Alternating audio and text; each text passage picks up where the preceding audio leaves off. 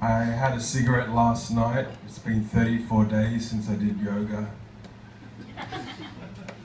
That's referencing an earlier piece. And what happens when you die? You end up at poetry readings. And the reason that is because the Buddhists believe the last sense that you lose is your hearing. So if you suffer in hell, you'll permanently be listening to poets for the rest of your post-life existence.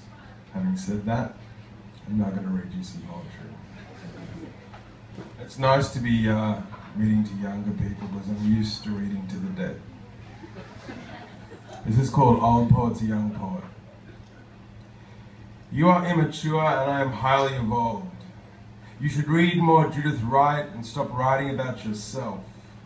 I and we should not be used as poems or illuminations, not spotlights. Young poet smokes for photos, old poet smokes. Young poet describes candle flame to get laid, old poet captures moth. Young poets will never become old poets. Old poets don't die, they just get more arts grants. Old poet tells young poet to let their words do the talking. Old poet tells young poet the page is where words dance. Old poet tells young poet to forget about the moon. Old poets never use the moon as metaphor. For them, the moon has done enough. Young poets throw lavish launches. Old poets decline invitations. Young poet builds altar. Old poet pays rent. Young poet wants to be old poet. Old poet wants to be young. Young poet drinks beer and chases skirt because that's what poets do. Young poet makes declarations of intent. Old poet lights cigarette. Young poet names Bukowski, Rambo, Holland Bat. Old poet actually reads them.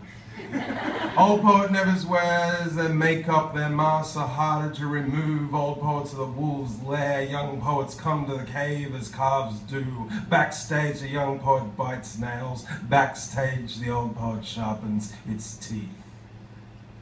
Young poet flirts with virgins. Old poet fucks violinist. True story. Young poet wants to sell books. Old poet buys bread and red wine. Young poet dreams. Old poet is happy to sleep at night. Old poets never dream they would become old poets. Young poets tell anyone they are the revolution. Old poets know the revolution doesn't need to talk, but then old poets never listen. Young poets listen too much. You may be tomorrow, young poet, but we are yesterday. And yesterday will buy us more time. Time is on the side of the young poet. Old poet knows time has no sides. Tells young poet, death is the last line.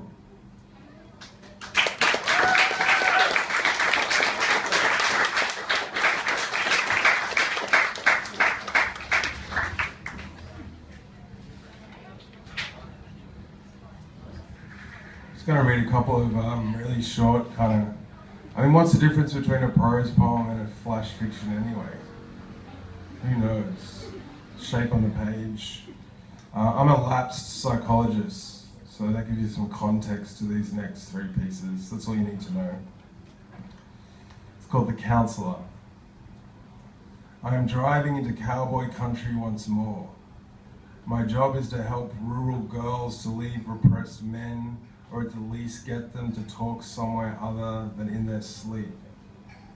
One woman's husband kept an heirloom of intergenerational porn in a safe, also handed down, behind the only painting they own.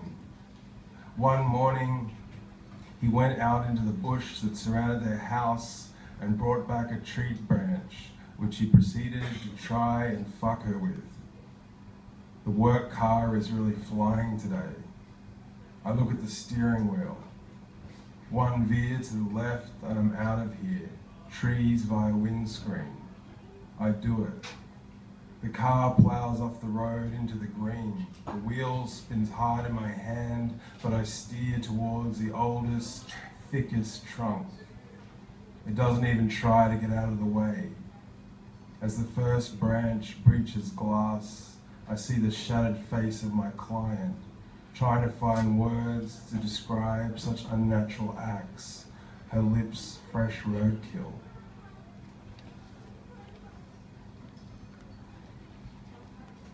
These poems are really good if you're on a Tinder date.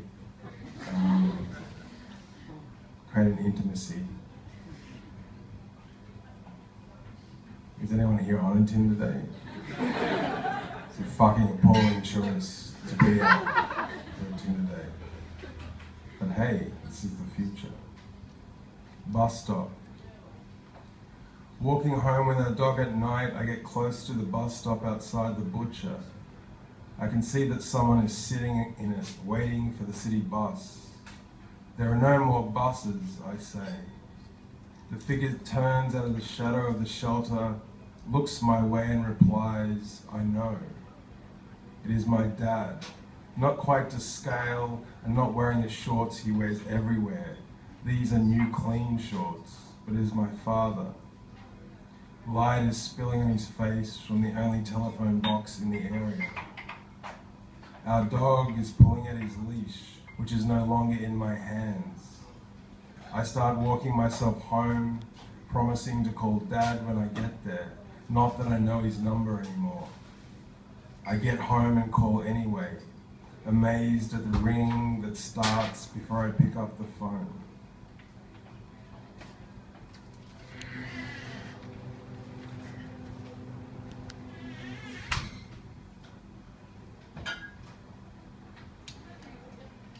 I'm just going to put these sunglasses on for this last piece. Oh no, fuck it, I can't see. I love wearing sunglasses just so I can't see myself reflected back in all of you. So, thank you for listening or not listening, or good luck with your Tinder date. Even if it's solo Tinder date. Thank you. Just waiting for a response. I like to see where these things don't go. This is called Home Visit, and this is dedicated to a really dear friend of mine, Pascal Burton, who's an amazing poet, who's here tonight. I didn't expect to know anyone, so I was like, oh shit, I have to read some new shit now. Who's massively influenced my work as an artist, and it's in past and present tense. When I'm in present tense, I'm going to go like this. This is a Paz trick. And when I'm in past tense, I'm going to go like that. Just so you know. So, present tense, past tense. You should all try it. Present tense. I love that only 5 of you are doing it. Past tense. Okay. Called Home Visit. Doorbell rings. I've driven 30 minutes south across town. They say there is a heat wave on its way, but it's already here. 38 degrees. I ring the doorbell again. This part of the city seems full of animals, but there are no insects to be heard, and the concrete cracks when you walk on it. The pool next door is empty. Something has gone down here and people won't talk about it, or maybe something needs to go down so people can talk more. Every time you rent a home with a pool, you take one step closer to drowning. Maybe it was a bad party. My ex used to say that the best thing about parties is that they end. I don't share her optimism.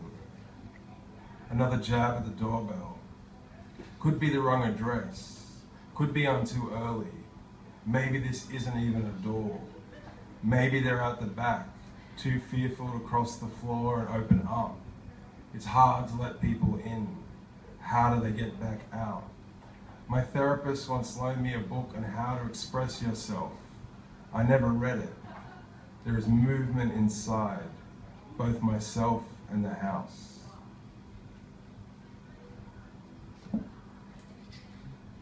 I used to do home visits once, back when I was behind the desk and took down the notes.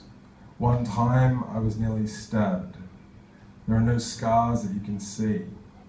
It was my first job, fresh from uni. I'd gone to visit this young mother who had locked herself in her apartment.